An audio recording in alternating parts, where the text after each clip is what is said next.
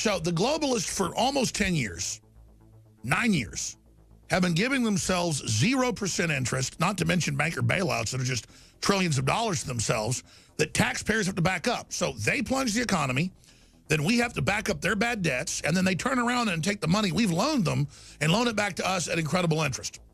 And so the first thing Trump did when he got in, just 16 days ago, he's only had like 10 working days, but he's been working all 16. The first thing he did was to come in and say, let's start moving with banking regulations. Let me get my Treasury Secretary in there. They have totally blocked all the money being given to small businesses and individuals. Lending has just been shut off ever since interest went to zero, because why should the banks do that? They're the first handlers of the money, so they get it at zero, but only select mega banks. Trump said, no, sir, we're going to give 0% interest to the little banks, the local banks, the regional banks, the private banks, the banks that aren't part of the insider groups. Not just the 6 big ones, not just a bunch of foreign banks. We're going to give 0%. And Trump's pressuring the Federal Reserve right now. That is a consortium of private banks, but it's an intergovernmental meeting group. It's just kind of the council of the private banks. He's pressuring them to keep it low. Not that's even good overall, generally. We need some interest so people that save and invest make money. But while America and the world is in this long depression/recession for the average person, it's time for Main Street to get a bubble.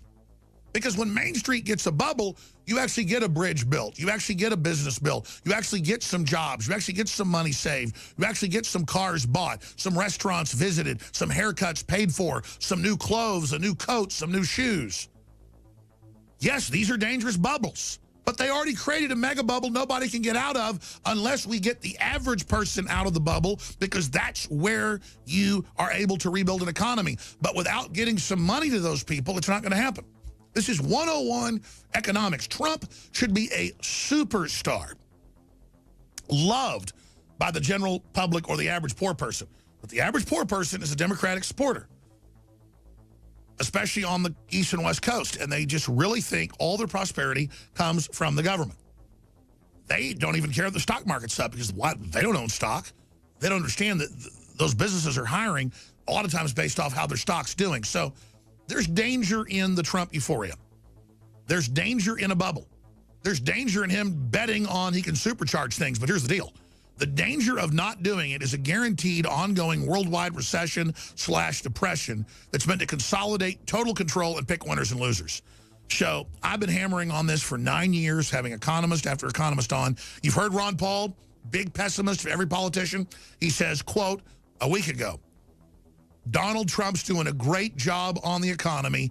I think it's too little too late, but he's doing a fantastic job. Paul is one of the least complimenting people out there, okay?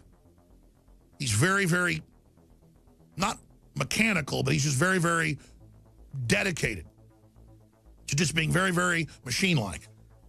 There's the headline exclusive. Ron Paul says Trump is trying to stop global collapse. Folks, it's because he is. Listen, and I've seen this played out, this globalist program, over and over again in other countries. They have an admitted blueprint.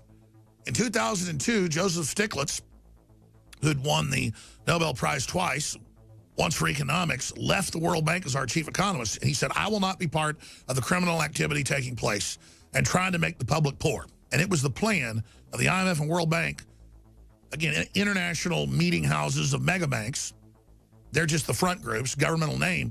It's the International Federal Reserve, basically, deciding to implode now the first world and make us debt slaves, kill the engines of production, the engines of liberty, the engines of upward mobility, and have a giant consolidation for political control. I mean, we don't want just a bunch of billionaires and trillionaire globalists that then rule on like mountaintops that are all high-tech and have electricity. And we're down here like it's just Ceausescu's Romania or Venezuela and don't have electricity most of the time and have kids starving in the streets. But that's the management tool of the globalist. That's what we're headed into. In case you haven't heard, InfoWars has become the most influential media outlet in America. We're making freedom go viral. And now we are proud to announce a new weapon in the epic battle against the globalists. InfoWars Prime, where you can watch live high-definition feeds of The Alex Jones Show, plus exclusive insider videos from the InfoWars crew and behind-the-scenes action. Go to Infowars.com/app and download today. InfoWars Prime is available right now for your iPhone or Android. You will have access to exclusive videos that you can't see anywhere else. And that means live coverage of events and breaking news on location as it happens. You can also take advantage of amazing deals from the InfoWars store that are only available for InfoWars Prime subscribers. That's InfoWars Prime at Infowars.com/app. If you can hear my voice, you are the resistance.